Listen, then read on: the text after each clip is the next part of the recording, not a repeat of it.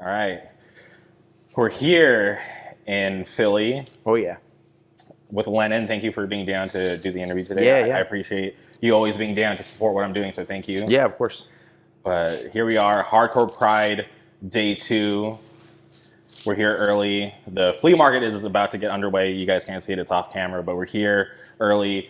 You're a busy man today, so seriously, I appreciate you taking the time to do this today. Yeah, for sure. Thanks for asking me to do it. Okay, I just want to get to Scarab.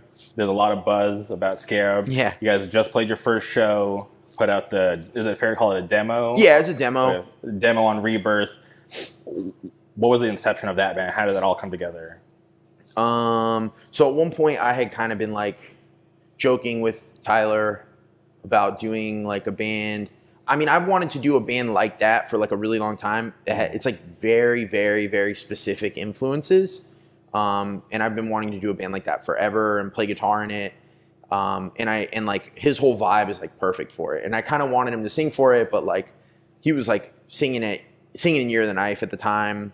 So I'd kind of been like, yo, we got to do this band one day, like whatever. And he'd been like, yeah, it was cool. And then once he was no longer in Year of the Knife, I was just like, yo, man, I know you got a lot going on right now.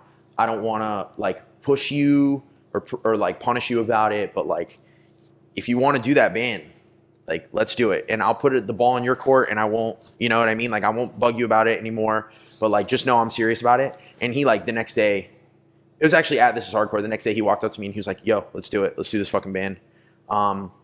And me and him wrote the whole demo together. We didn't like bring in any other band members until after it was already recorded. Because we wanted to, me and him just like had this vision for it. And we just like wanted to write and record it ourselves and then just like bring other people in. So yeah, it's been awesome. We sent this, Bob was like, yo, I want to put out tapes on Rebirth. And we were like, yeah, sick. Like, you know, I've been like, it sucks because I have so many friends who run cool labels and like, I want to do stuff with like all of their labels, you know? So it was cool to be able to do something for Bob. And as soon as we sent him the demo, he was like, yo, this has to be on a 7-inch. Like, this has to be on wax. So we're like, yeah. So he decided to press it on a 7-inch. And yeah, it's been people seem into it. So I'm very happy. And for anyone who may not know, who's officially in the band? Because obviously people know Tyler, now they know you, but can you speak about the other members in the band? Yeah. So Breza, who plays drums in like Carbonite and Simulacra, also is playing drums. ZTP, who is South Jersey hardcore legend. He's like, he hasn't really been in a lot of bands, but he's like the fucking man. He's like such a cool ass dude and like fucking insanely sick guitar player. And like we were just like, yo, he needs to be in the band. Like we always talk about, I was like explaining it to somebody yesterday. I was like, if you're just like casual, you might not know ZTP, but that's like your favorite motherfucker's favorite motherfucker. Like he's the fucking shit. So he's in. We kind of have like a nebulous lineup. This Molly's friend Ben, who's this like older dude from Delaware, is gonna play sometimes. Lumpy, who runs Days, is gonna play sometimes when he's around. Maybe if everybody's there, we'll end up playing as like a fucking 6-piece. I don't know, but like the core 4 members of the band who played the first show and are like probably gonna play every show. Me, Breza, Molly, and ZTP. So okay.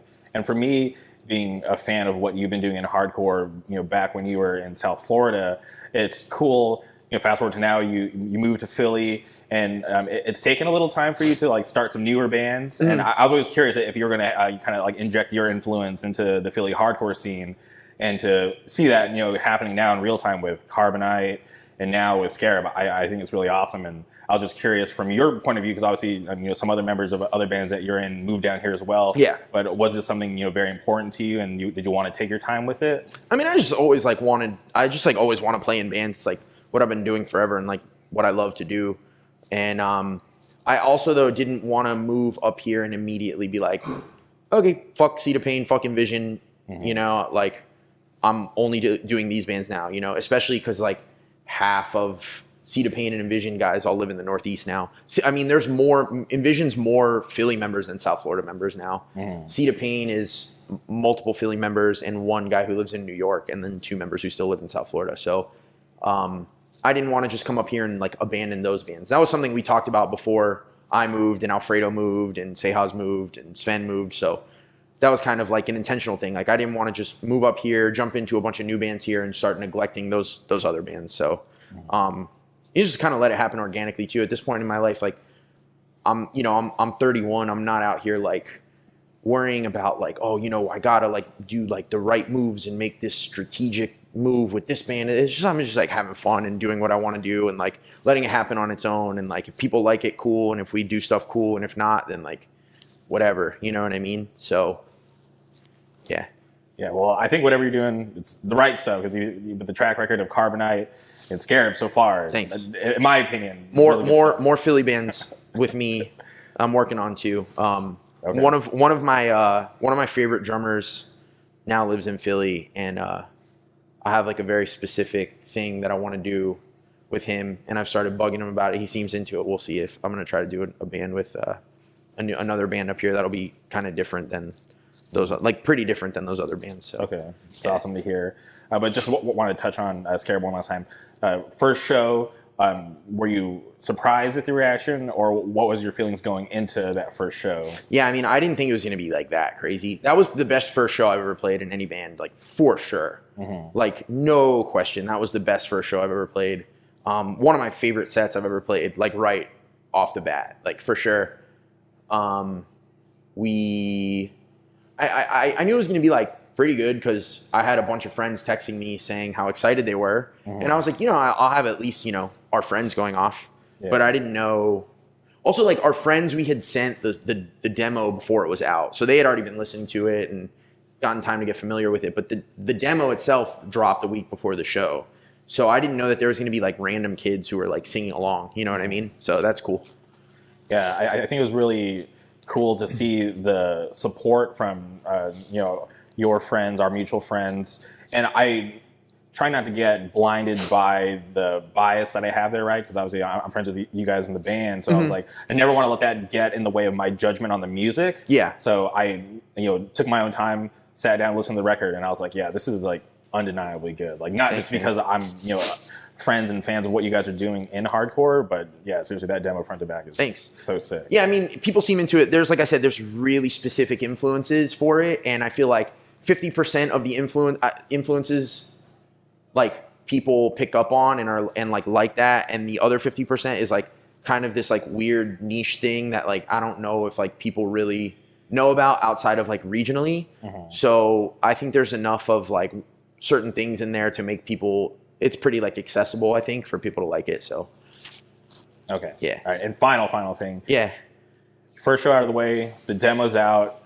Do you have any future plans, or are you just kind of taking some time with it and just letting more people kind of find their way to the demo? I mean, we're gonna play today. We're just gonna jump on and we're just gonna jump on and play today. Our set is literally gonna be 5 minutes, so like it doesn't even matter. Mm-hmm. We got offered a pretty crazy, I don't know, we just gotten offered some stuff already. We're just like, I don't really know what the vibe is, to be honest. Like it kind of just goes back to what I said. Like, we're just going to have fun with it and just like do whatever. The band very much for me, the way like I'm kind of looking at it is like Mully's driving the car. Okay. I built it. I built the car. I built the engine for him. I wrote the songs. As far as like the aesthetic and like creative choices and like the vibe and like how much we do or how little we do, that's all up to Mully. I'm just like, I really like, he's my favorite frontman, maybe literally ever. He has my favorite voice and like, he's so charismatic. His lyrics are awesome.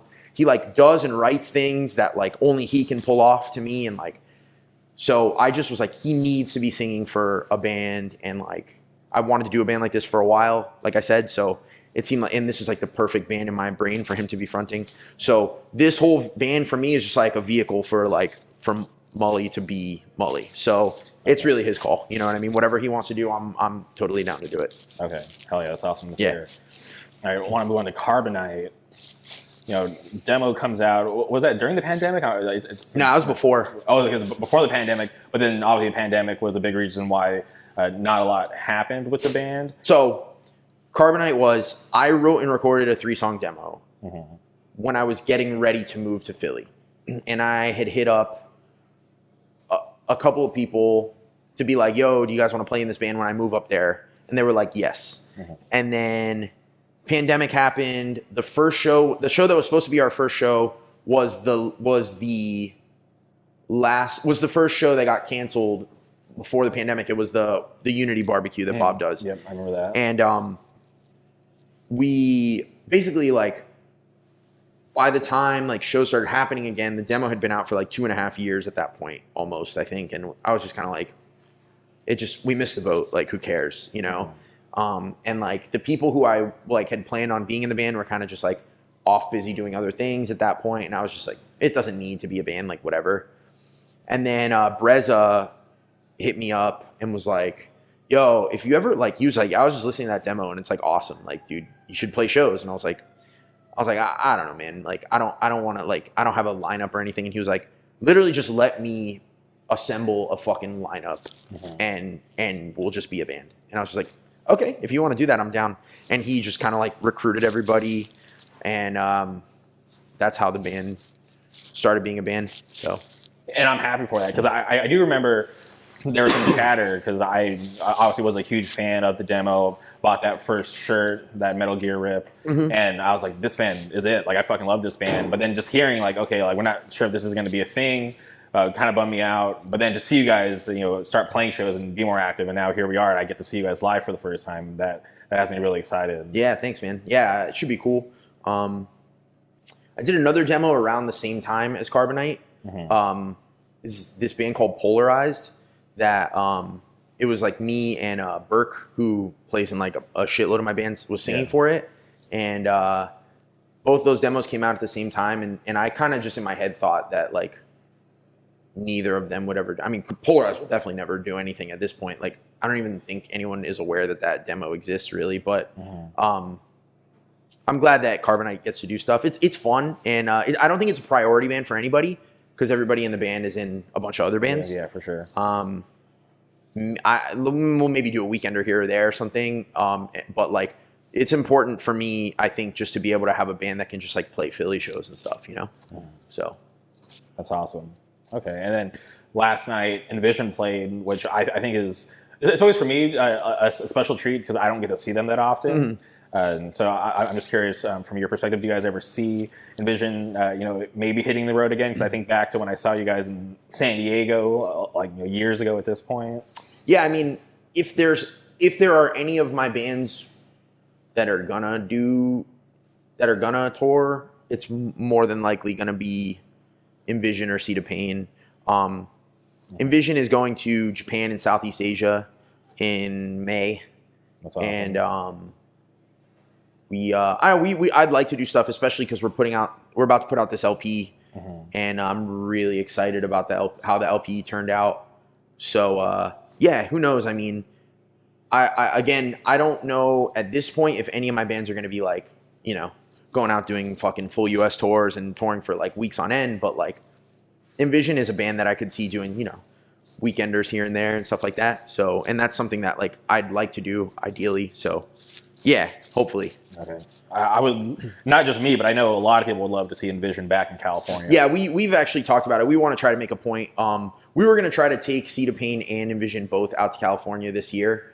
It was actually something we were discussing, but for Seed of Pain, we were kind of like, we just did California. I didn't get to do it with them because I had just started a new job, but Seed of Pain just did California, and we were just like, we have kind of been like neglecting the Northeast. Like, we played Philly regularly, but we've never really played like, you know, Connecticut, you know, like New York, like, so we were just like, we should probably play the Northeast before we go to Cali again.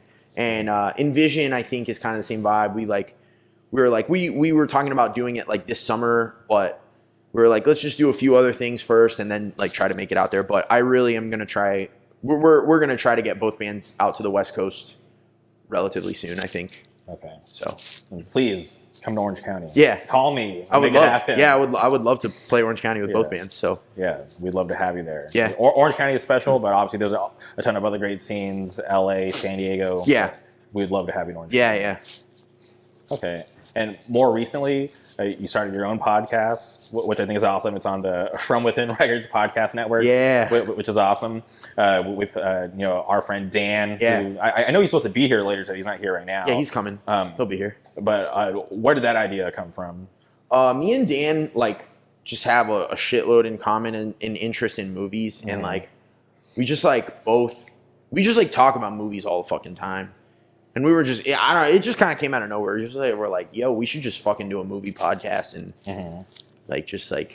talk about these fucking stupid ass movies. Fuck it. So I don't know, it just came out of nowhere. Just was like a fun thing for us. So, we were just we talk about hardcore a lot too and other stuff. But I don't know, I feel like if me and him did a hardcore podcast, it would just be there's already a bunch of our friends who do hardcore podcasts that are make more sense to exist than us doing one. It'd be a lot of the same stuff, and we just wanted to do something fun and cool and different. And it seems like a thing where there just seems to be so far a small handful of people who really enjoy it, and that's cool. We're down with that. We just want to we don't care if anybody even listens to it or not. If they do, awesome, obviously, but it's just fun for us to just talk about movies. So yeah, and like I said, I think you guys have good chemistry. So for me, Dan's been on my podcast a ton of times. If I'm being honest, I think Dan right now has the record for being on my podcast more than anybody. Tyler Short has to have the record. No, There's no fucking way Dan has the record. It has to be Tyler Short. No, I think Tyler is coming up on Dan, but because Dan did a bunch before we did the Disney Plus stuff. Okay. And people are probably wondering why Dan hasn't been on for She-Hulk or Miss Marvel. To be honest, it was just a kind of whack series. We just didn't want to do it. Crap. No beef between Dan and I. I love Dan. I love Warren. So he'll be back on in the future. But I think it's cool. I enjoy listening to you guys talk about movies because I'm not I'm not a movie buff at all, right? To me, watching movies is a commitment. I'm fuck, I shy away from it because it takes so much time. Yeah. So to be able to listen to you guys who have way more knowledge and great perspective, it's fun for me, and it kind of gives me direction on what movies I should watch because I haven't watched a lot of movies. Yeah, I mean, to be honest, to even call us movie buffs is crazy because Dan definitely has more interest in legit cinephile movies than I do. I have I'm really into the stuff that I'm really into. I'm a movie buff about certain things. You know what I mean? Okay. I like the weird sci-fi action Western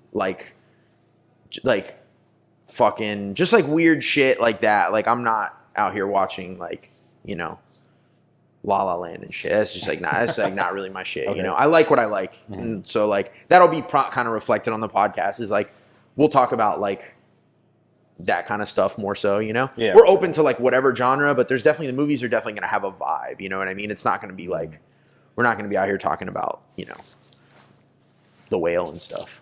Probably so. Yeah.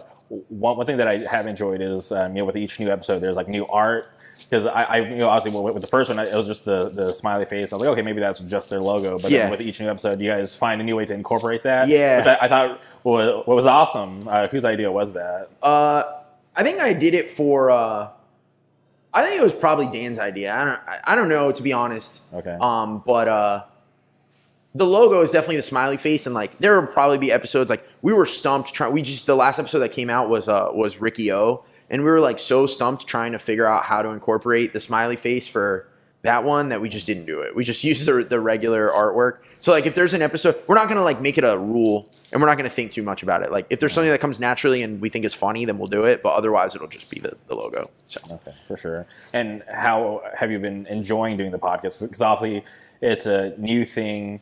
But for you to be able to do that with Dan, how's it been for you? Because you guys are 7 episodes? We have 4 or 5 out, and then we have a few more recorded. We've been recording them at a really good clip, so we have a backlog now, which is good because I'm going to Asia for almost a month, and Dan's got touring obligations and stuff, so we're just trying to get a good backlog of stuff so that we can just keep them coming out consistently, even if we have to take a little break from recording them. So for sure, that's smart. Yeah. Yeah, because I think I even told you, privately. I think that's like the biggest thing when you're starting something new is you just got to be consistent. Yeah, for sure. It makes sense. Yeah. Yeah. So, but yeah, it's been fun. I mean, the conversations that we have are literally just like the type of conversations we'd be having, like just like shooting the shit. Anyways, so it was just us recording, and like we actually have our first episode where we have a guest coming on that we're about to record. Oh, awesome. We're gonna record. Have you ever seen The Edge of Quarrel? No, I have not. Do you know what it is? No. So it's like this like horrendous ass movie that's like it's like made by hardcore kids and it's like starring hardcore kids and it's like about like the hardcore scene in Seattle and it's just about like a gang of like punks, like hardcore kid, like punk hardcore kids and a gang of like straight edge kids that just like have beef and fight. Okay. It's and it has like John Pettibone from Undertow plays like the leader of the straight edge gang kind of, and then like there's like a dude from like the Murder City Devils that's in it, and there's like a bunch of like footage of them like going to shows, but like the show footage is like actual show footage, like Botch and like I think Undertow and like a bunch of fucking Seattle bands from the time. And it's like it's so fucking bad. It's so fucking bad, but it's really funny and like ridiculous and stupid and like I don't know. But we got Matt Kay from Magnitude coming on to talk about it. He's like he loves that movie. That's like awesome. It's just like a time capsule of like 90s hardcore. Some good and some definitely bad things like put into this like horrifically stupid like low budget like student film type movie. Okay. It's like funny but not on purpose type vibe, you know? Reminds me, I remember this friend of mine, he made me and like our group of friends watch this movie. I think it was called Straight Edge Kegger. I've seen things about that, but I don't really know too much about it. I've seen the name and like seen it pop up, but I don't really know anything about it too much. It's really bad, but that's awesome. Yeah, I think it's so bad that it's funny type thing, you know? Yeah, that's cool.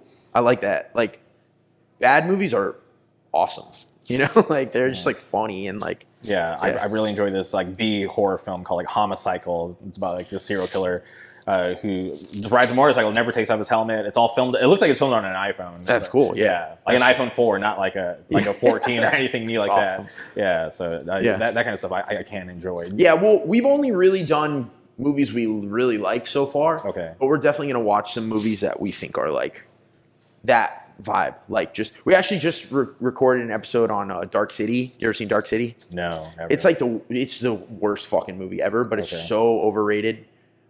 People like love it. People swear it's like a masterpiece, and but you check out the episode if you want to hear me talk about Dark City. But we're gonna watch some movies that we think are turds and just kind of shit on them. So it'll be a good mix of both. And last thing on the podcast, where does the name come from? Dudes doing movies. We were just like, just thought it was funny. We're like just dudes doing movies. We're just talking about movies. Yeah, it's hard to come up with names. Like I didn't even want to come up with a name for my podcast, right? Because I didn't want to go by some like weird moniker or like have people know me as something that I'm not. So that's why I just use my name. Yeah, that makes sense. I mean, just like also one of our friends was like pointed out that there's like a funny like sexual innuendo for dudes doing movies, and we're like, oh, that's pretty funny. So we're like, that's I think the name that fits you guys good. So I cool. I like it. I mean, thanks. Yeah, that's literally just what it is. It's just people talking about movies. So okay, yeah. Awesome. Well, go subscribe if you're not already. Support their podcast. It's awesome. Okay, I want to move on to MMA. Oh, let's go. Great topic. Leon Rocky Edwards. He just let's get Carter. Carter, come make a guest spot. Guest appearance real quick. Let's get Carter in. Carter. Here. I just want to gap up. I just want to get Carter on camera. Wait. These are the two guys. This is why we're here this weekend. We got From Within Records, Plead Your Case. This is it. What are y'all talking about? We just stumbled upon MMA. We're about to talk about Leon Rocky Edwards defending his title. Boom, headshot, dead. He's awesome. Yeah. All right, get the fuck out of here, man. All right. Thank you. We got Miles back there too. He's out on camera. Shout out the young legend, Miles. Yeah, Pensacola legend back there. Yes, sir. But nice. Okay, going back to the second fight, right? Usman's defending the welterweight title against Edwards. I'm not a fan of Usman, right? To me, I can respect his skills, but outside the cage, not really a fan of what he does. So I was just rooting against him, but also I respected Edwards coming up. Obviously, there was the questionable eye poke against Bilal. They should have. I feel like they should have ran that back, but maybe we'll get it in the future. But I just really wanted Leon to win because his story is crazy. Just to have gotten to that title shot. I think that I like Usman, especially like more recently. Okay. I like him.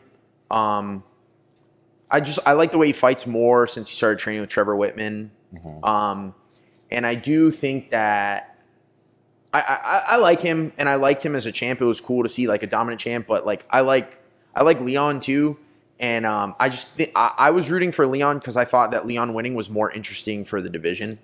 I will say I'm so fucking burnt out on immediate title rematches too. I understand they're warranted sometimes, but it's been so much lately, and it's just like I'm just fucking over it. Like to the point now where it's like it happens so much that like even the ones that are very obviously obviously Valentina Shevchenko should get an immediate rematch for her belt if anyone deserves it. But I'm just so burnt out on them, and that's not her fault. That I'm just like I don't want to fucking see this right now. Like I'm just tired of it. I just think regardless, if you're the champ and you lose your belt, you should have to fight like one or two, depending. You should have to fight like one or two fights to get back to title contention. I agree because with this new culture of immediate rematches, I feel like it kills the story right away, right? Yeah. So to be able to lose your belt, go out and obviously this example isn't the best, but if you look at someone like Robert Whittaker, he lost to Izzy, but then he had to go fight some killers just to get back to the belt. That's the way it should be. Yeah, exactly. Yeah, I agree.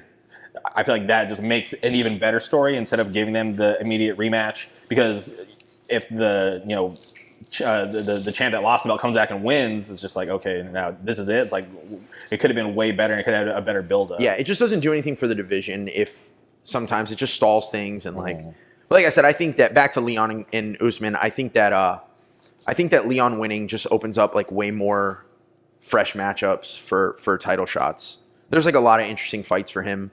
I really hope he doesn't get I know they're saying he's going to get Colby, which like sucks.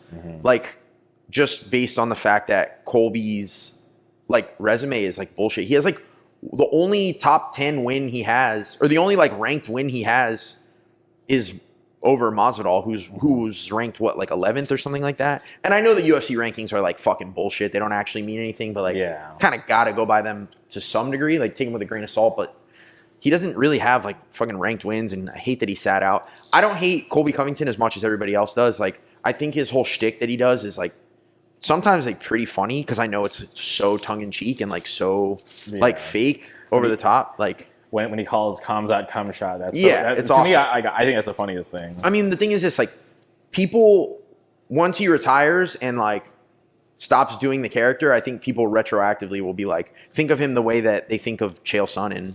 They'll just be like, oh, he was a troll and it was funny. And right now they hate him, but because people didn't like Chael because the stuff he was saying about the Brazilians. He Yeah, tested yeah. positive. Yeah. But I mean, Look at him now. He's like, doing a character. Yeah. It is what it is. I get it. But yeah, I think that there are way more interesting and more deserved title fights than Colby.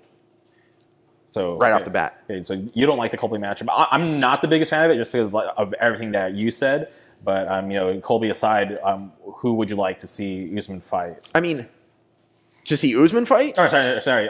Edwards? Leon. Like, who would I Edwards. like to see get a title fight? Yeah. I mean, realistically, probably Bilal deserves one.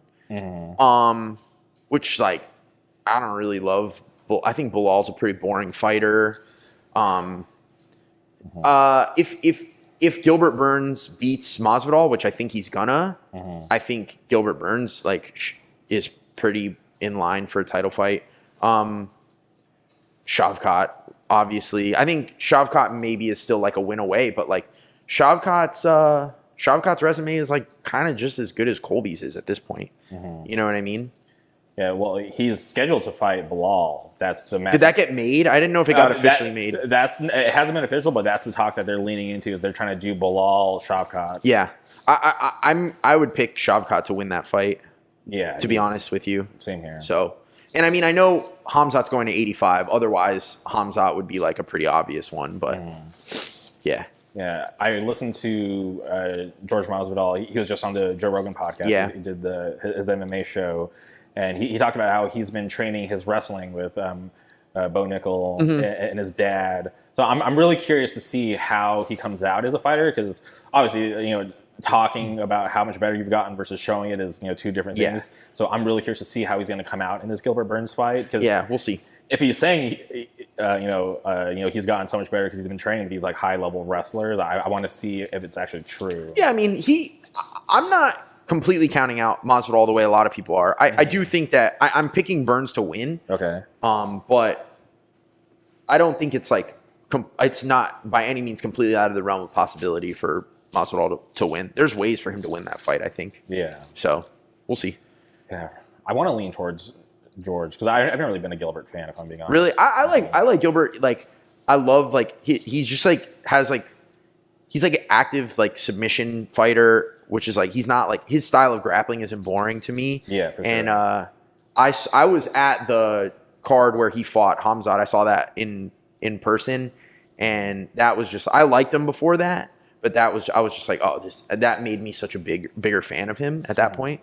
So yeah, I just wish like I feel like he could fight smarter, right? Because you know how he brawled out with Usman. Well, he fought smart against Neil Magny. Yeah. Oh yeah. So if he fights like that against Masvidal, I think he'll win. Yeah. But if he decides to be like, it's like it's the same shit with Michael Chandler. It's like, okay, do you want to win a fight of the night bonus, or do you want to like win fights and make it to title contention? And there's not really a wrong answer. You know what I mean? Like, I understand, like, being like, yeah, I could probably smoke these dudes if I grappled with them, but I would get booed and people would be pissed off about it. So I'm just going to fucking stand and just, like, throw overhand rights. You know what I mean? Like, it's like, okay, cool. That's cool, too. You know what I mean? Yeah, it would have been nice to see him win the title because the only person that I can think of off the top of my head that has been in Bellator and then come over to the UFC that's gotten a title is Eddie Alvarez. I am not a Michael Chandler fan at all. I don't like Michael Chandler. I think his whole like shucks, like fucking like apple pie, like personality is just like it's fucking annoying. And also, I don't really know if I buy it. I think it comes off kind of insincere to me sometimes. Okay. To be honest with you. Yeah, I feel like he's just like shooting himself in the foot with going for wanting to be so exciting. And, not using his wrestling. Or any of that. And it's fine. Like I said, that's his choice. He wants to go that route. That's how he'll go down in history. Yeah. Which is fine. But to me, it's just like kind of just a waste. Yeah. I also hate that he like stole Dan Hooker's soul too.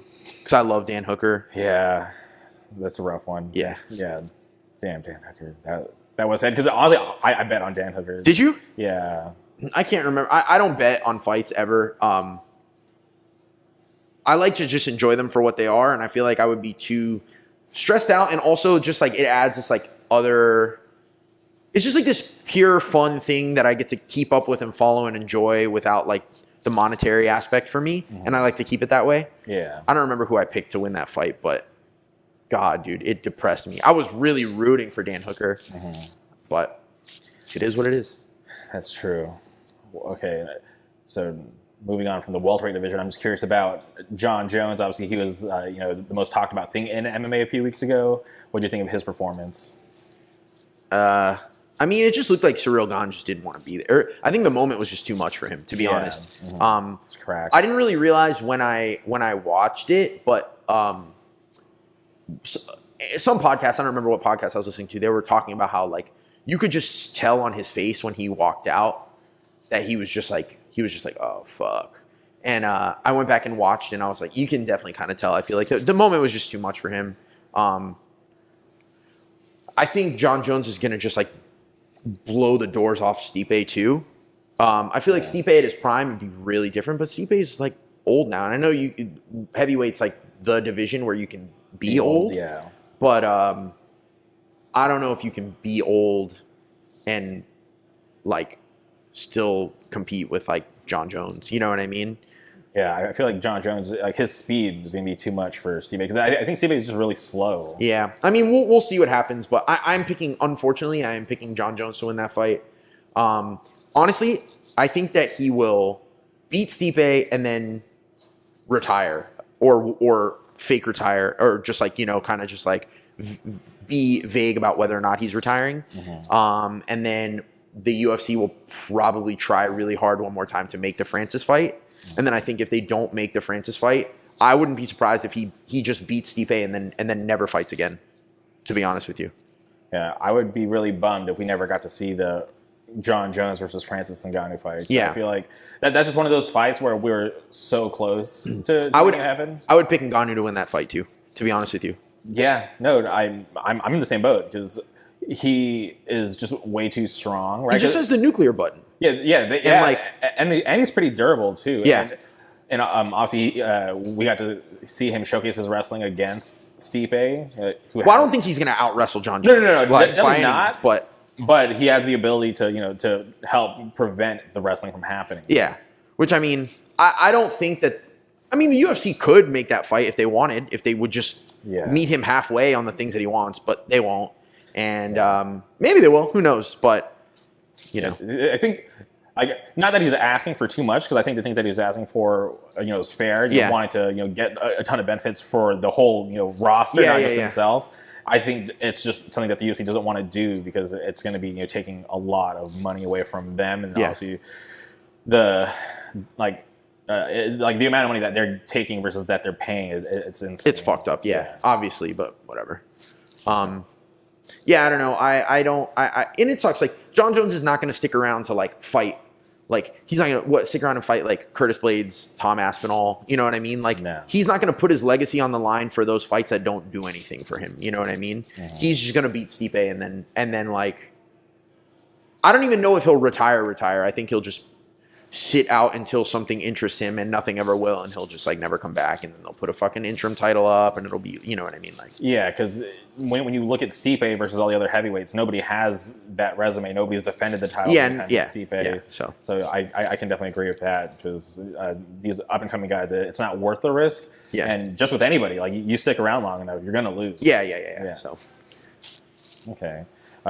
What about tonight? Obviously the day we're recording this, we got Chito Vera versus Corey Sandhagen. Two of my favorite fighters. Oh, okay. I love them both so much. Mm-hmm. I like truly don't care who wins. Either one, I'll be bummed if. Honestly, the best thing that I can hope for is that nobody gets. Like, my ideal outcome is like a really good, exciting, close fight that goes. Like, I would love for it to go to a split and kind of just be one of those fights where, like, both guys stock rise, you know what I mean? Mm-hmm. Because I would hate to see either of them take a big step back, because I love them both so much. But I'm picking. I wouldn't be surprised if Sandhagen wins, but I'm picking Chito to win. Who are you picking? Corey Sandhagen. Are you? I think I just could see it going the way that the Rob Font fight went, which is like, Chito has the most outrageous chin ever for that division. And I mean, I just think that, like, it was like Rob Font just like peppered him with like a million strikes, and he just didn't wear any damage at all. And it was just like, he just landed these bombs for every, like, however many strikes, Rob Font landed, and his strikes were just so much more effective, Mm-hmm. I could see that happening again. 100%. Yeah. For me, when I look at this matchup, I'm a fan of both as well, right? Yeah. I like both guys, personalities. I love their skills. But when I look at Corey Sandhagen, I just hope he doesn't become one of those fighters like Uriah Faber, Cowboy Cerrone, where they get put in these positions to have these big fights, but they never really are able to get over that hump. Yeah. When you look at him fighting T.J. Dillashaw, Peter Yan, he wasn't quite able to get those wins. When I think he won, I thought he won that Dillashaw fight. Same here. I don't like to use the term robbery like loosely, because I think it gets used way too much. Okay. Sometimes it's just like a close fight that could have gone either way, and you don't agree with the decision. It doesn't make it a robbery. You know what I mean? But I thought that Dillashaw fight was that was a straight up robbery. I thought so. Yeah. So when I look at him, I just hope he doesn't become one of those fighters, because he's so talented, right? Yeah. And he has such a great frame for that weight class. Yeah, for sure. But I mean, also though, I think that Chito Vera has a clearer path to the title, than Sandhagen does. Even if Sandhagen wins, he got subbed by Aljo in what, like, it was in the first round, was just super fast. Like, I just think that Cheeto is more likely to get a title shot than Sandhagen off a win. Yeah, well, if Sandhagen wins, he has to pray that Henry Cejudo wins. Yeah. Yeah. God. But with Cheeto, either or, he's like in line. Yeah. Yeah. But if Cheeto wins, I would love to see for like a title eliminator, Sean O'Malley. Do that rematch. I would love to see him just like bolt Sean O'Malley, and that way Sean O'Malley has to shut the fuck up with the undefeated shit. Yeah. And so I don't bet on fights. I would bet the fucking house on Cheeto Vera if he fought Sean O'Malley right now. Same here. Like, I think he would crush Sean O'Malley right now. Okay. And I mentioned Henry Cejudo. You kind of had a reaction. He's just annoying. Just so fucking annoying. See, he's somebody that I love how annoying he is. Just because I get, once again, just like Colby, it's part of his shtick. But, if you can ignore that and look at his resume. It's part of his shtick, but his shtick is not funny. I think the Colby shtick sometimes can be annoying, and I feel like he needs some new material at this point, but some of his jokes are good. Okay. I have never once thought anything Henry Cejudo has said has ever been funny. It's just always annoying. And also him being like, winning the belt and being like, okay, I'm going to sit out until I get paid what I want. And then like the UFC being like, okay, bye. You're stripping him immediately. It's just like, dude. Yeah. Fuck you, man. And then what? He's now talking about how he wants to come back and go up to featherweight and fight Volk after this fight. Like, dude, Volk would murder Cejudo, I think, honestly. Okay. We'll get to Volk. Yeah. Building up to I it. love Volk. I'm a giant Volk fan. So. Okay. Yeah. And for me, when I look at Henry Cejudo versus Aljo, I don't have an easy time picking either of the fighters just because I'm a fan of both, but I've always believed in Aljo. And it was so strange for me to watch him lose. Let me rephrase that. It was weird to watch him get beat up in the first Peter Yan fight, and obviously he won by disqualification. Yeah. But to watch that fight, I was so confused. I'm like, this is not the normal Aljo. Yeah, he just was like gassed himself out doing like weird shit, and then like, dude, then the rematch. He was like, okay, this is. I was at that. Yeah. The only UFC card I've ever been to in person was that card that was Volk Korean Zombie, Aljo Yan 2, and Gilbert Burns, Hamza Chimaev. That was a good card. Awesome. So much fun.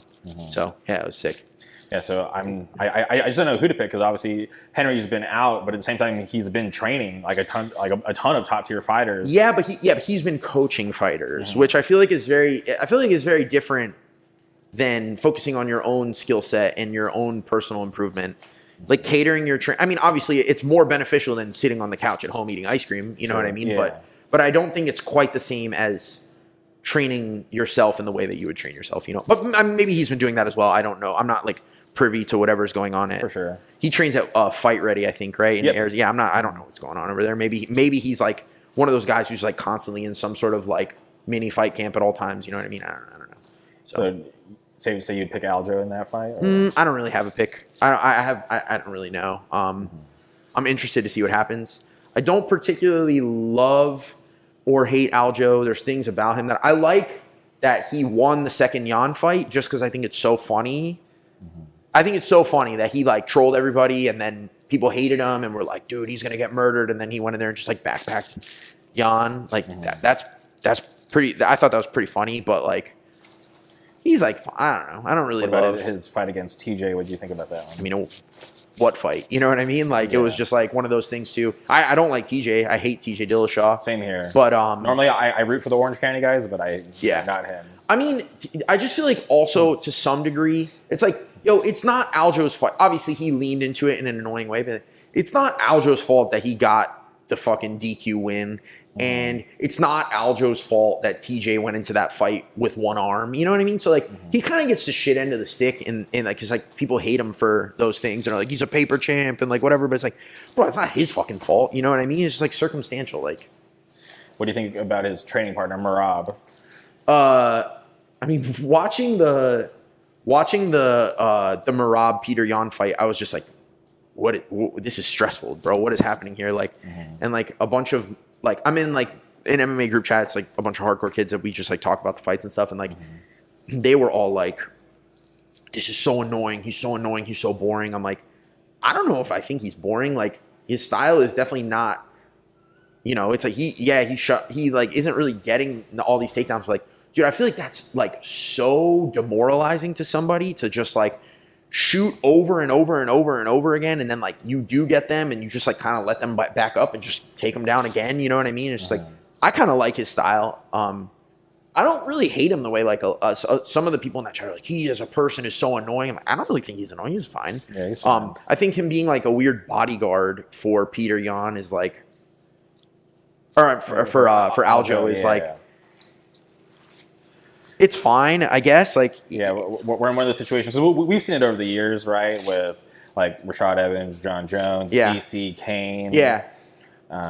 He is in a weird spot, but I do hope at some point, Aljo finally moves up, because it is like, I think a sad thing to have someone as talented as Merab and him not want to, kind of attain his goals to be champ because of friends there. My one gripe that I have with Merab though is that I think that the Jose Aldo's like one of my favorite fighters ever. He's so fucking cool. He's a legend. And I think that was like the literal worst matchmaking on the part of the UFC that I can remember. Them putting him against Merab, like the worst style matchup ever for him at altitude, in a fight where the altitude very much benefits Merab's style over Jose Aldo's style. And this weird, like, where they had the Brazil pay-per-view coming up, they could have very reasonably given Aldo a title shot in Brazil, which, like, dude, imagine if he at this point in his career, like this late, like twilight of his career, won the belt in Rio.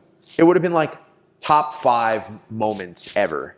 You know what I mean? And instead they knock him off against a guy who's not even a contender because he is no path to the title because he's not going to fight Aljo anyways.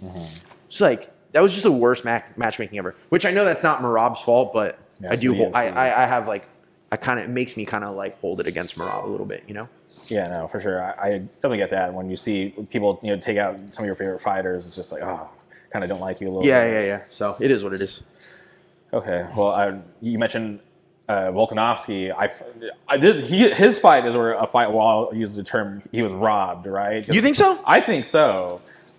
Because when I watched that, fun fight, but never once did I think, Makhachev was going to get the decision. That's one where I scored it for Volk, but I understand. I could see it going. I could see it going both ways, and like, I'm not mad at. I mean, I'm mad at the decision in the sense that I am not a Makhachev fan, and I love Volk, and I would have loved to have seen Volk win, but looking at it, I'm like, okay, I can see that. You know what I mean? I scored it for Volk, but I could see it going the other way as well. I'm not like, it was a close fight. And I mean, dude, Volk's stock rose so much in that fight. He had nothing to lose going into that fight. True. He had absolutely nothing to lose going into that fight. Yeah, so. And for him to be so competitive, because like the big thing going into that fight, Makhachev kept saying he was a small man. Yeah. And he was shorter. Well, I kind of did feel like, I mean, Makhachev's like a big lightweight too. True. I felt like going into that fight, it wasn't necessarily going to be an indictment of Volk's skills if he lost, especially depending on how he lost, because I just felt like it was just like, it was just the size discrepancy was going to be too much. You know what I mean? And I know he was like, yeah, I fought at 170 and like I played rugby and I weighed like whatever but like still, there's a reason that you're fighting at featherweight and Makhachev is like barely making lightweight. You know what I mean? So, yeah. And now Makhachev's talking about going up to 170 and it's just like, dude. Yeah, just find your division. Yeah, I hate the fucking super fight shit. I hate the fucking unless they make sense. Yeah, yeah. It's rare when they make sense. I don't like it. I don't like the champ shit. Yo, just fucking be Anderson Silva. Just fucking fight a bunch. Just like fight contenders. You know what I mean? I think that's so much cooler. But yeah. No, I definitely agree because when they go, because like look at Volkanovski went up. Held up his division, so they had to create an interim, right? Yeah, which was weird because they were all fighting on the same card. Yeah, which I think was strange.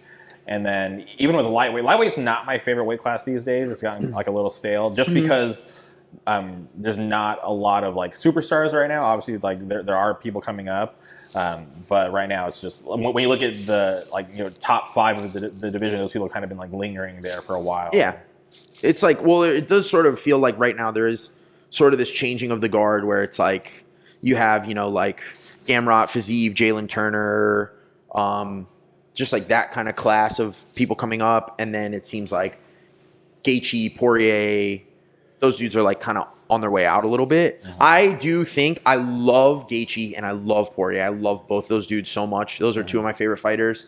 But I do think that both of them are about to have their Tony Ferguson type decline. I feel like and I love Tony Ferguson too. Here. I feel like they're both like 1 or 2 fights away from like just like absorbing like a soul crushing amount of damage, even if they win, but just like, and it's just like a very just like going off a hill after that. I feel like both those dudes are very close to that. I think Dustin will. I mean, they could. I feel like they both are. It seems like they both might retire before that happens too. But I think both of them are either going to retire very soon or have that kind of decline. Yeah, when I look at Gaethje, he's been doing that style for so long. Yeah, it's like how is he still able to do it? It just blows my mind. Yeah, I was picking Fiziev to beat Gaethje, and then that first round I was watching the fights, and I was like, damn man, he's fucking like he's so much faster than Gaethje is. And like for every shot that Gaethje was throwing, Fiziev was getting off like 3 or 4, like a 3 or 4 punch combination for every like hook that Gaethje was throwing and missing. You know what I mean? Mm-hmm. And but I was watching the fights with Alfredo. From Alfredo from Envision, me and him watched like every card together. And the one thing that we were like, holy shit, man, was Gaethje looked like a fucking giant compared to Fiziev. Mm-hmm. Like in there next to each other, we were like, they look. I was like, I didn't realize that the size, the like optics of it, like the size was so much. Mm-hmm. And I just feel like Gaethje's was just so much bigger, and his power was just so much more that like when Fiziev kind of started to gas out a little bit, Gaethje was just like putting those power shots on him still, and that's kind of how he won. And in the third round when he started using the jab and it was like landing every single time, it was just like, dude, if he'd been using this jab since the beginning of the fight, because he wasn't really throwing the jab until the third round. Yeah. If he was using the jab, I mean, awesome adjustment, like good on him for making that adjustment. But if he was using the jab since the beginning, I think he would have won the first round and probably like maybe finished the fight like late in the second, early in the third. Mm-hmm. But yeah. I feel I like lightweight, and I think that right now we're kind of seeing this like changing the guard. Also, that fight though, I love Fiziev. He's fucking awesome. I don't think that loss really sets him back that much. No, because he's young and he's got plenty of time, and that's a loss that like just the way he fought definitely like endeared him to a lot of fans. Yeah, it showed that he can hang with the people at the top. Yeah, for sure. He didn't get like outclassed. Yeah, for sure. So yeah, and I'm very curious for Dustin Poirier too, because he's been out because he had that crazy staph infection. He almost lost his leg. Yeah. So it's cool to see him get healthy and be able to come back. But I can see him getting one more title shot. Yeah, for sure. Like I was so surprised when he lost against Charles, because because at that point he just looked so unstoppable. Right, he was coming off of the Conor wins, but even before that, I just thought, I was like, this is his time. Yeah, I was picking him to win. I picked against Charles for every fight. And then I was like, I love Charles, and I was like, man, he's awesome. But like, I picked Michael Chandler to win. Okay. I picked Dustin to win, and I picked Gaethje to win. Mm-hmm. And then he went up to that. He went to the Islam fight, and I was like, I can't pick against him anymore. The man has proved me wrong and shut me up 3 times in a row. And then I was like, he's gonna win this fucking fight. And then, geez. Yeah. Depression. I was so depressed, dude. Yeah, Islam just made it look easy. I was at a wedding the night of that I think fight. I remember you texted I texted me. you about it. I was at a wedding, and I was like, me and Alfredo were like, we will wait until tomorrow. We will go dark.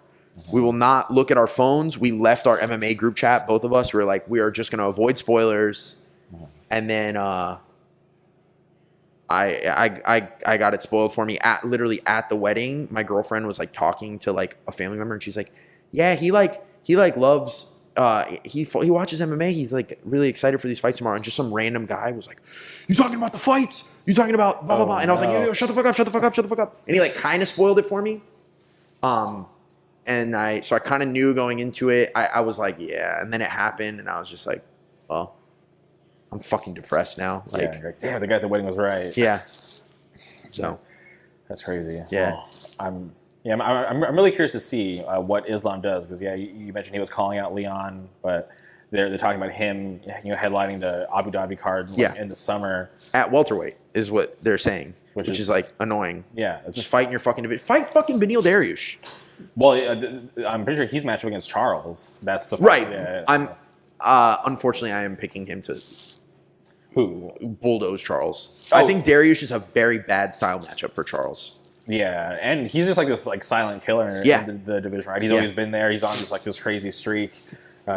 He's an orange kind of guy too. So he fights at Kings, right? Trains out of Kings. Yeah, he does. He's out of like so there's like the main Kings in Huntington Beach, but I think he's out of Kings out of like Anaheim or Cool. Yeah, but super talented. Yeah, I'm picking him to beat Charles. I would like to see Charles win.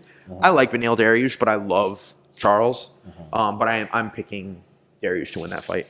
I think it's just a bad style matchup. Charles gets hit a lot. Charles just gets hit so fucking much. Yeah. And like, I just think that both of them are kind of like gonna get hit a lot. And I just think that Dariush is way more durable than Charles is. You know what I mean? Yeah, because he almost got taken out by Chandler. Yeah. So yeah, he leaves himself like a little too open. Yeah, for sure. But okay, what about, are you a fan of 125? Brandon Moreno down there? Yeah, Brandon Moreno is awesome. Brandon Moreno winning the belt and like crying in the octagon is like one of the like best feel good MMA moments ever. You're talking about his first. When he first won it off Figgy. Yeah. Yeah, I was never a fan of Figgy. He's cool. I mean, he's like an anime villain. Like literally, like him and Brandon Moreno fighting is literally like some weird fucking anime shit. It'll be cool to see him go up to bantamweight if he does go up to bantamweight, like he's saying. Yeah, because if that weight cut's too hard, there's really. He's pretty old now too for those divisions, though. I mean. Yeah, so it'd be nice to see people fight healthier. For sure. Yeah, but Moreno winning, by that crazy nasty like eye cut. What would you think about that? I mean, it was a good doctor stoppage, and it's not like some bullshit doctor stoppage. Like that happened as a result of Moreno's game plan. You know what I mean? So it was a good stoppage. Yeah, 100%. And for me, I was just like so happy to see that, because I was so surprised to see him lose the decision in the fight. Yeah, I again, I don't throw around robbery a lot, but I scored that for Moreno for sure. And the first fight, I mean, the first fight was so competitive too, and like, I don't know. I think they fought 4 times, and I think that Moreno definitely won 3 out of the 4. Yeah, and that's super rare too, to see that many rematches at like that level. Enough. Like I said, enough with the fucking... Yeah, no, I hope there's like that culture shift where it's like, okay, like let's just let's put our flag in the ground, give it to Shevchenko, right? Alexa Grasso, props to her. She trained for that. She got that awesome win. Let them run it back, but then let's just stop it there, right? Yeah, fresh matchups are just more fun, more interesting. Yeah, because when I think back to Juliana Pena and Amanda Nunes, I forget that she won the belt, because the last rematch was just it was just so one-sided, and Juliana Pena just looked like she didn't even belong in there. It's like, how the hell did she even get the title in the first place? Yeah. So that just like just kind of like if in my mind it like deletes that history, and I forget about it because it happens so fast. Yeah. Right after. Yeah. So yeah. You got the Travis Scott ones on. I'm getting distracted a little bit by. Oh, dude, these shoes. Those are hard. Thank you. I wore these yesterday. Nobody said anything, so I thank you. Respect. Thank you. I don't really like low ones, but those ones I do like. The Travis Scott ones I do like. Okay. Thank you. I definitely appreciate that. Thank you. You got the Jordans on too. The True Blues. These are my beaters. They're falling apart. Okay. I wore them today because it's raining. I didn't want them to get fucked up, but yeah. Yeah. I'm planning to stay indoors. I'm not sure if it's supposed to rain all day. No, I don't think it's gonna. It was like we're loading our shit in the rain, so.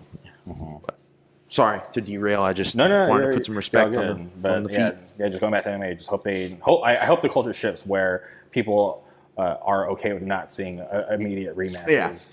Because it'd be great to, because they're always so focused on trying to, make these like big pay-per-views by throwing, top-heavy title fights, which I get, like the allure of a title. But if you have a great storyline, I think that could trump just a random title fight. Yeah. Like Colby Masvidal, and I think that fight was made a little too late, but still, that was an example where the storyline was enough to where they felt like they could put that as the headliner. You know what I mean? Yeah, and or Conor Poirier. That your wife's in my DMs. I'm obsessed with my favorite weird Conor thing is that voice memo of him going P-head, calling Dustin P-head. It kills me, dude. It's so funny. Man, I didn't even want to talk about him, but I'm such a fan of Conor. I'm always just in my mind, just please just stop, because I feel like we're at the point where it's just you're going to ruin your legacy, right? Because people, it's what have you done for me lately? And when we look at the leg break, the knockout, both from Dustin Poirier, it's that's what people are going to remember you as, and it's that's not who you are. It happened. But when you think about how he changed the whole landscape of MMA, his story, it's amazing. I'm not a Conor fan. Oh, you're not? That's very surprising for me to hear. I don't care about Conor. You don't care about Conor. You changed the whole game. You don't care. I don't like him. Damn. I'm a Jose Aldo fan. Oh, that you can't even wrote a story better than that. Yeah, how that all came together, because they did the world tour to promote that fight, and these days I'm still a hardcore MMA fan, but before I used to watch every press conference, everything. But for that world tour, I was tuned in every moment. Even I'd be at work. I used to work at the startup, and I'd be I'm gonna put it on the computer, and people would be like, "What the hell is this? We don't even know what this is." Yeah, I got into MMA a decent bit after that fight. Okay. But when I got into it, I got so into it, and I went back retroactively and just chronologically, just watched so many pay-per-views and just followed and just kind of you know what I mean? So so I don't necessarily have the same context of Conor McGregor's rise, because I wasn't watching when it happened, but just I'm just not a Conor McGregor fan, man. Yeah, no, these days when I'm watching what he's doing with the antics with Khabib and the whole bus incident, it's just I'm come on, man, just do a little bit better. It's not that hard. I just I don't know, I don't think he is gonna beat very many people in the lightweight top 15 at this point. I agree. That's why it bums me out. Especially you think about the history of these leg breaks. Anderson Silva, Chris Weidman. Nobody comes back the same. It's never a good thing. So for him to think otherwise, it's just I think his history is just going to repeat itself, and he's just going to end up Chris Weidman. It's been 3 years. He hasn't come back from that fight. Anderson Silva did come back. He's boxing, whatever, but he never looked the same. And Conor was already on a decline, and now you add the leg break on top of that. It's just I agree with you, and it's sad to say that I don't think he can hang with top 15. No, Chandler is the best style matchup he has. I think up high in the rankings for lightweight. I do think if Chandler decides to wrestle, it's there's zero chance Conor wins. If he stands and throws fucking overhands with him like he does, if he just brawls with him, he still has a pretty good shot at winning, I think. I think if they stand and brawl, it could kind of go either way, but because Chandler does get hit, he does, and Conor obviously has power, but Chandler's a strong guy too, and he's super durable, because we haven't seen him get knocked out. Right. So he's gone to the crazy decision with Gaethje, and then he got subbed, which it happens. I was really hoping to see Gaethje Conor, because I think Gaethje would have just fucking put it on. Dude, think about those leg kicks, dude. I think Gaethje wins that easy. Yeah. I do too. Yeah, but and for me, a lot of people want that Conor matchup because they, that's the money fight. But I feel that's even running out. Yeah. Because Gaethje's gonna retire before that happens at this point. Yeah. I could see that being a farewell fight for him too. Maybe he works his way back to a title fight, doesn't win it, and they're just like, give him the Conor fight on his way out. You know what I mean? And I still think he would smoke Conor 2-3 fights from now.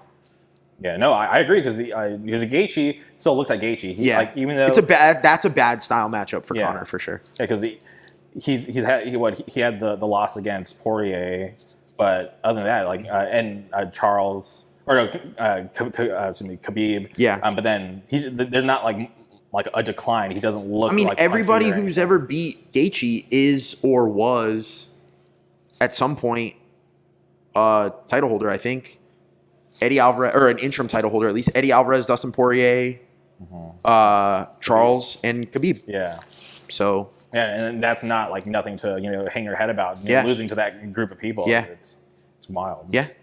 So I think him and Poirier both will probably go down as, if they don't win titles before their careers, and the two best fighters to never have undisputed UFC titles. Yeah, because right now, when I look at that list, I look at like Uriah Faber. Yeah. He's like the one where it's like, I'm such a fan of him. And not so much these days because like the camp's a little different, but back then when like Team Alpha Male was like the thing, like I was such a huge fan of that camp, and for him to be like the leader of it, I always wanted to see him succeed because he had success in WEC. Yeah. Until he ran into Mike Brown. But then he came over to the UFC, he had a ton of good fights, but just never was ever able to climb that mountain and get that belt. His fight style is a little boring to me, but I like him so much as a person that I'm kind of willing to like look past it. You know, like I loved watching his season of The Ultimate Tough, Fighter. where like Conor's just like trying so fucking hard, and Faber's just like chilling. Yeah, such a and nice like guy. by the end of it, Conor just like he just like likes Faber by the end of it. Like if you look at interviews afterwards, he like even admits it. He's like, dude, I tried so hard to not like the guy, and you just can't help it. You know what I mean? Yeah, because he's just good spirits, and he knows what it is. You know, he never like let Conor get under his skin, and it was always funny because it was always like the other people getting super mad at Conor. Yeah, and, Cody Garbrandt and shit. Yeah. Oh, Garbrandt. What did you think about his last fight? I mean, he's so washed, dude. Like beyond washed. Yeah, it's sad because I don't like Garbrandt. I can respect his skills, but I'm not a fan either. Yeah, when KKF like just like obliterated him, watching them fight, and I was like, damn, dude, KKF looks so small next to Garbrandt, and then he hit him and just like fucking flatlined him. I was screaming, dude. It was awesome. To me, it was just a mistake. I'm like, dude, you saw how bad it was for TJ, who was even on stuff to go down and didn't have any success. So for you to go down, and he looked really bad, like to get so sucked down, it's just, it's not worth the compromise in your health just to make it down to another weight class. Yeah. Because to do it healthy and just like the sacrifices you got to make, it doesn't really bode well for a lot of people to like cut that much weight. Yeah, not at all. So it was just, just not a good look. Yeah. But we just got the signal. We got to wrap things up. But Jeff, can we do something that wasn't planned? Can we walk out with the camera to the hall and do the last thing out there? Yeah. Okay. All right. Sorry. we're springing this on Jeff. We're on the fly. We're here in a kitchen in the venue. He's kind of having to take apart his camera, but this was not planned. We're going to cut next clip out in the main hall. All right. Hardcore Pride Weekend, day 2, wrapping things up. We got the flea market behind us. I want to thank all of you for tuning in. Thank you, Lennon. I very appreciate your time. I love everything you do. Thanks, man. Thank you. Appreciate it. Thank you.